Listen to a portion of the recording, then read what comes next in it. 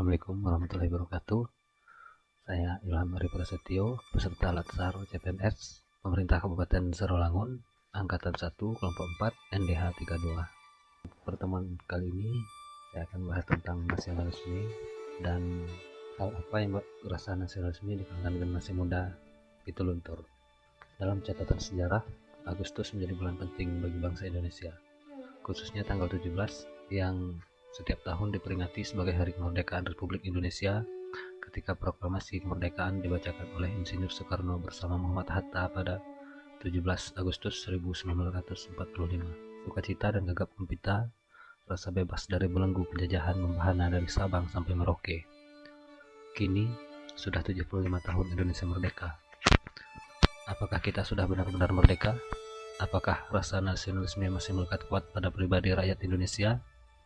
Jika tidak, pernahkah kita membayangkan bagaimana para pendahulu kita mengalami rasa takut dan suasana mencekam di zaman penjajahan selama 350 tahun oleh Belanda, ditambah 3,5 tahun oleh Jepang?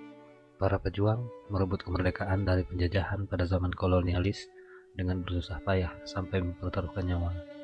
Mereka rela berkorban dan bertaruh apa saja untuk membebaskan negeri ini dari belenggu penjajahan. Semua itu dilakukan dengan penuh rasa nasionalisme dan patriotisme yang tinggi. Puncaknya pada Kongres Pemuda II yang menghasilkan Sumpah Pemuda. Seiring dengan berkembangnya zaman, rasa nasionalisme seolah sudah mulai luntur. Contoh sederhana saja dapat kita lihat dalam kehidupan sehari-hari.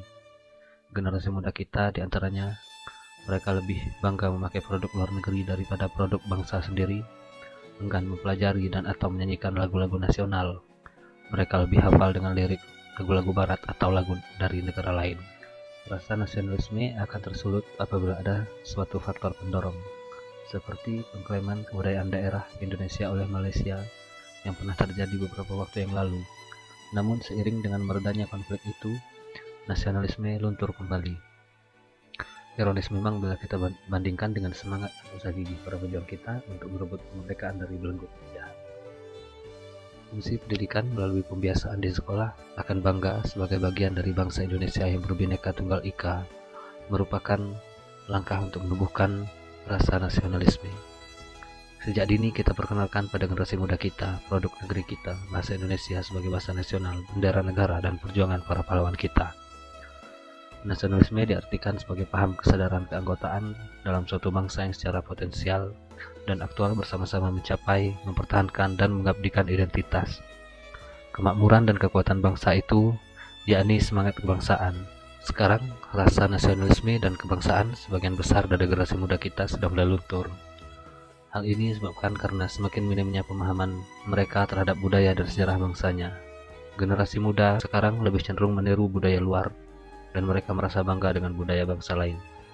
Kita lihat saja di kalangan pelajar kita yang demam drama Korea, mulai dari model pakaian, rambut, sepatu, film, nyanyian dan kecantikan, semuanya meniru budaya Korea.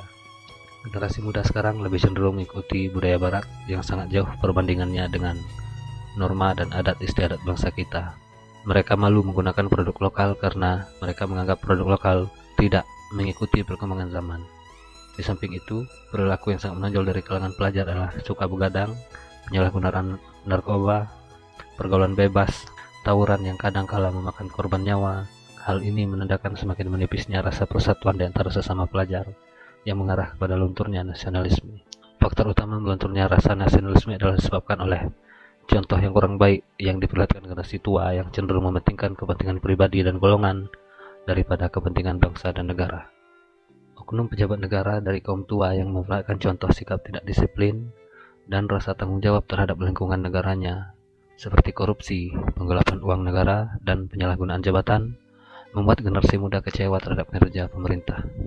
Sikap etnosentris di kalangan generasi muda juga dapat memecah belah persatuan dan kesatuan bangsa. Tertinggalnya Indonesia dalam berbagai aspek kehidupan membuat anak muda tidak bangga menjadi bagian dari Indonesia. Demokrasi yang melewati batas etika dan moral, dan paham individualisme dari Barat mengikis rasa kebersamaan di masyarakat. Berbagai pengaruh tersebut memang tidak langsung berdampak terhadap rasa nasionalisme generasi muda, akan tetapi secara keseluruhan dapat menumbuhkan rasa nasionalisme terhadap bangsa menjadi luntur atau bahkan hilang. Untuk itu, sebelum rasa nasionalisme itu benar-benar hilang, maka perlu adanya kolaborasi yang apik dan berkesinambungan dari keluarga, para pendidik, dan pemerintah. Dalam keluarga, tanamkan rasa cinta kepada bangsa dengan memberikan teladan kepada anak-anak dan anggota keluarga lainnya sejak dini. Di lingkungan sekolah, pelajar kita dibekali materi pendidikan kewarganegaraan, pendidikan Pancasila, pendidikan moral dan etika, sehingga mereka bisa memfilter nilai-nilai negatif. Pemerintah menggalakkan berbagai kegiatan yang dapat menumbuhkan pemahaman dan kecintaan terhadap bangsa dan negaranya, seperti seminar kebangsaan, pameran kebudayaan atau pergelaran seni. Atau pemerintah mewajibkan pemakaian batik atau songket sebagai warisan budaya, dan yang terpenting, pemerintah mendengarkan aspirasi generasi muda untuk Indonesia lebih baik. Oleh karena itu, harus ada upaya-upaya yang dapat membentengi generasi muda kita untuk tetap mencintai dan memiliki rasa nasionalisme. Jangan sampai mereka terkontaminasi pengaruh globalisasi dan westernisasi sehingga rasa nasionalisme mulai luntur atau bahkan menghilang seketika. Demikian, saya Ilham Arif Prasetyo.